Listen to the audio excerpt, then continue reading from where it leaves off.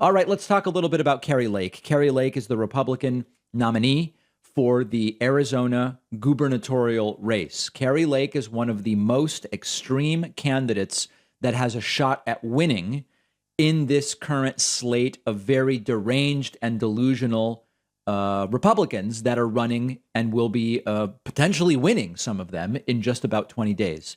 In a moment, we will talk about an unlikely, unless you've been paying attention, an unlikely supporter of Kari Lake showing up and campaigning for her. Her name is Tulsi Gabbard, but we'll get to that in a little bit. Over the weekend, and it's taken me time to get to this because the shows have been so packed, Kari Lake appeared on CNN. And Kari Lake very clearly did not commit to accepting the results of the election if she were to lose. Now, Kari Lake is slicker than some of the other MAGA nuts, where she was just able to say, there's no way I'm going to lose, and I will, of course, accept the results of me winning. But this is a way to avoid committing to accepting the results if she loses. And we know she's not going to accept the results if she loses. How do we know? Well, even in the Republican primary, it took a while to get a final result. During the counting period, including when she fell behind, she started crying voter fraud. So we know from what happened a couple months ago that she's not going to accept the results. Anyway, let's get to the clip. Here is Dana Bash trying to pin her down on this. My question is, will you accept the results of your election in November? I'm going to win the election and I will accept that result. If you lose, will you accept that? I'm going to win the election and I will accept that result because the people of Arizona will never support and vote for a coward like Katie Hobbs who won't show up on a debate stage. She's singing. I said this regarding the White House press secretary Kayleigh McEnany's comments in the summer of 2020, which was, the president shouldn't be able to decide whether to accept the result solely on the basis of whether they have won or they have lost. But that's exactly what Trump and Kayleigh McEnany were setting Trump up to do in that summer of 2020. It was, I will accept it if I win, but it's going to be fraud if I lose. And Trump never said it in that language. Kayleigh never said it in that language, but they made it clear. There's all these ways Democrats are going to try to steal it. And if indeed we lose by a little bit, it will be because Democrats have stolen it. But obviously, if we win, if we are reelected by the will of the people, which of course we will be, then we will accept that. And at the time I said, this isn't how democracy is supposed to work. And it is happening again. Republicans will accept election results when they win. And if they don't win, they will say that it was fraudulent or it was stolen or it was rigged or whatever the case may be. That is actual authoritarian fascism. That's not actually democracy.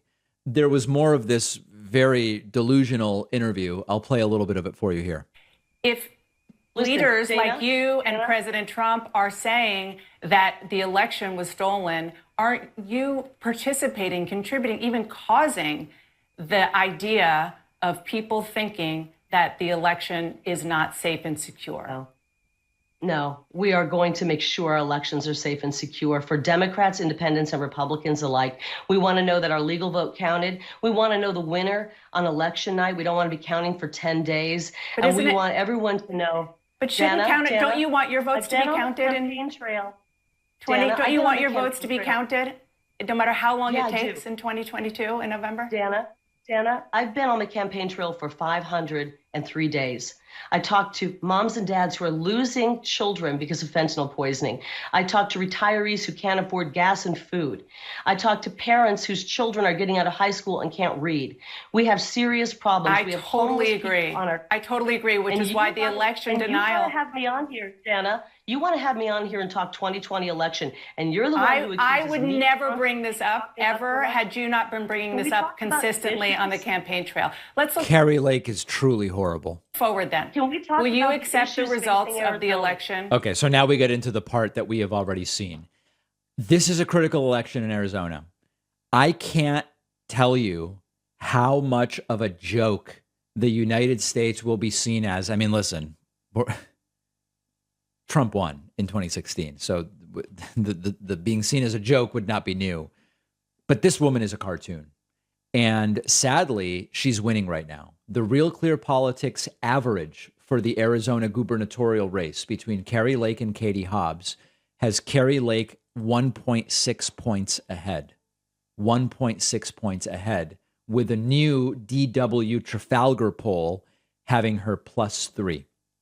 That being said, there's a KPHO poll from 4 days prior, which has Katie Hobbs up 1. But the message here is, and we've got a great TikTok video actually about this, Kari Lake could win and turn Arizona into truly a laughingstock of the United States globally, where people are emailing me saying, what the hell is wrong with these people, particularly Kari Lake? They may do it.